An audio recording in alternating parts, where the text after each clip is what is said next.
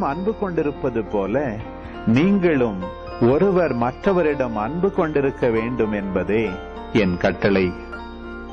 தம் நண்பர்களுக்காக உயிரை கொடுப்பதை விட சிறந்த அன்பு யாரிடமும் இல்லை.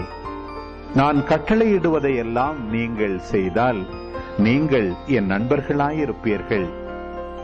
இனி நான் உங்களை பணியாளர் என்று சொல்ல மாட்டேன்.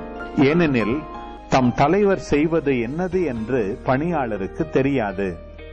உங்களை நான் நண்பர்கள் என்றேன். ஏனெனில் என் தந்தையிடமிருந்து நான் கேட்டவை அனைத்தையும் உங்களுக்கு அறிவித்தேன். நீங்கள் என்னை தேர்ந்து கொள்ளவில்லை, நான் தான் உங்களை தேர்ந்து கொண்டேன்.